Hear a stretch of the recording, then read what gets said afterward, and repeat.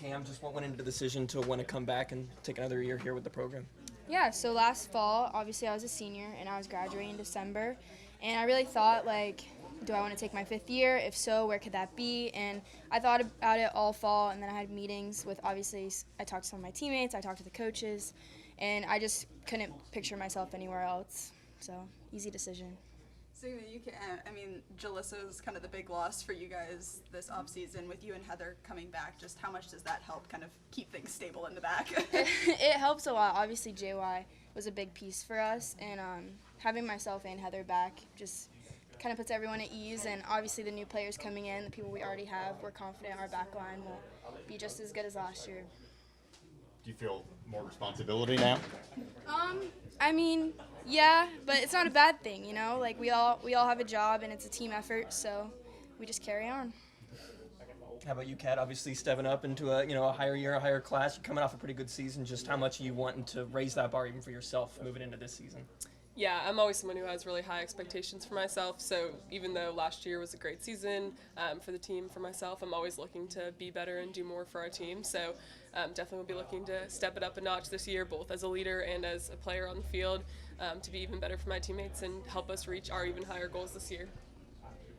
Yes, Coach Smith, especially for the seniors, you guys have gone through so much with just what has changed in college sports, NIL, transfer portal taking off, the COVID season. How have you guys been able to overcome being able to stay together? Because obviously some programs, regardless of the sport, it's been, a lot these last couple of months, last couple of years. I think that there have been obviously a lot of changes, COVID being like world stopping to a lot of people, like especially in our world of sports and like not knowing if you were going to play, but then like NIL and everything, can be a distraction, but I think the great part about our team is that we all have a common goal, and that's just the one thing we prioritize. Like, we want to win, we want to be the best, and that's just what we keep in mind when it comes to all this stuff. Yeah, I think that also, like, through so much of that, all we've had to lean on is each other, is this team, is this program, and I think that's only made us stronger. So as hard as it has been to have to face some of those challenges, go through those things, come in during COVID for my class, we really only had each other, which has only made us closer and made our relationship stronger with one another. And I think that shows the closeness of our senior class, of our team as a whole, over these last 4 years that I've been here, has just continued to grow year by year. And I think that's just a product of having to lean on each other, learning to do that, going through challenges and adversity together is something that unless you do it as a team, you don't really learn and grow. And then when tough times happen, when things go wrong in a season, we've been through things before, and we know how to kind of handle it, manage emotions, lean on each other. So I think that's a positive to come out of some of that hardship, struggle, adversity that we've faced, as well as positive things like NIL. Like, it's not necessarily like that's been a hardship, but it is something different to learn and adjust to.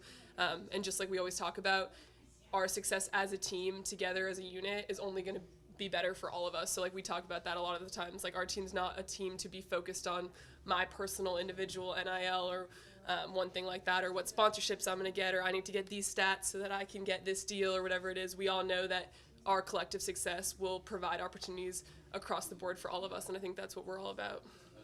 Shelly was talking a little bit about you and Shay being on the field a little bit more together this year. Just what have you seen from her in terms of development coming into year 2?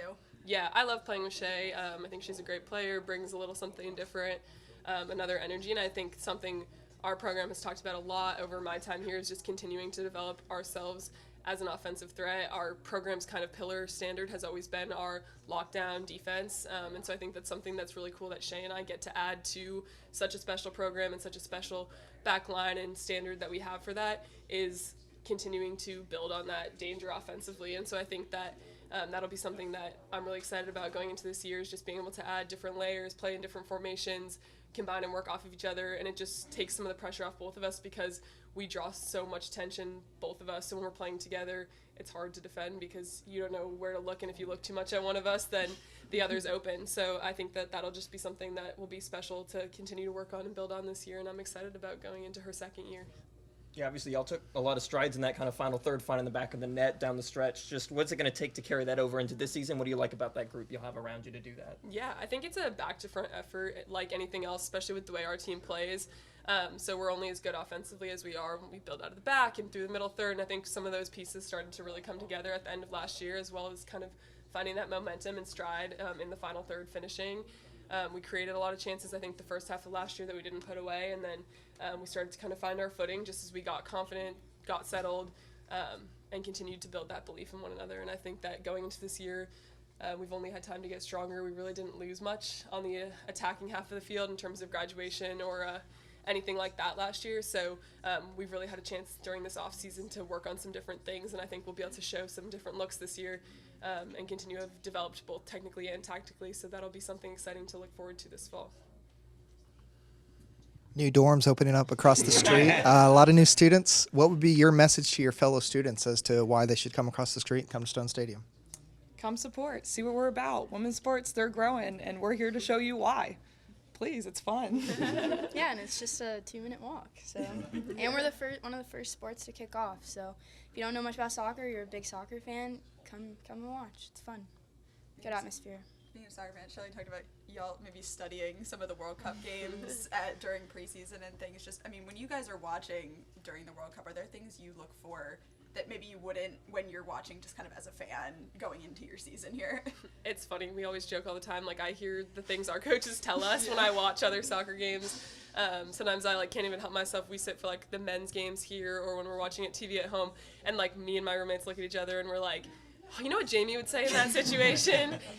So it's funny. You kind of just learn to think like that as you get into college. We watch so much film. We all watch so much soccer that it kind of becomes second nature, and we're always thinking about it through that lens. So there's always so much to learn and take away, and the topics of many of our breakfasts and lunch during this preseason so far have been the results of the games. We have them on in the weight room all the time, both during lifts and while we're rolling out in the morning, because they start at 6 a.m. time and all that good stuff. So we've been really watching and following, and it's always exciting and fun to be able to kind of have that as a team to keep us engaged in another aspect of soccer in the game and continue to have that conversation around women's soccer growing in the country.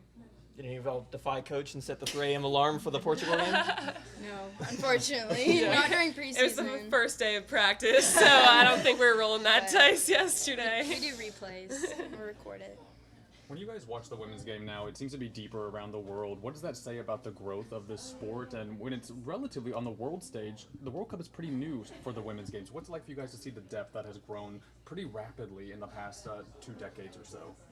I think it's great. I feel like in years past there's been a few powerhouses, and to see these other countries kind of catching up or getting better is really good to see.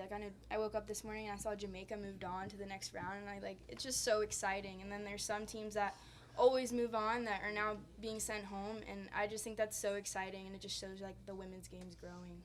Yeah, and I think that the fight for equal pay and equal rights for women in a lot of the countries has continued to shine and grow through in this game. We've seen Jamaica, their national team almost didn't even get to go to the World Cup, and they fought for that, and then to see them succeed at this level has been so exciting. And on the other side of that, I can only urge people to watch, follow, and support the NWSL.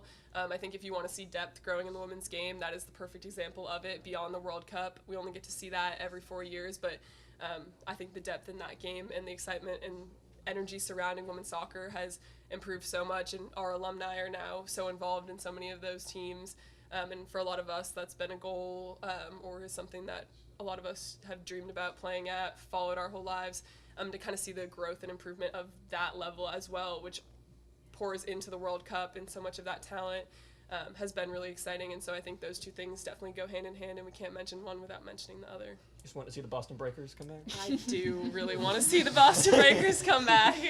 10-year-old me going to every single game definitely wants that. So fingers crossed. I think some good things might be happening in the future there.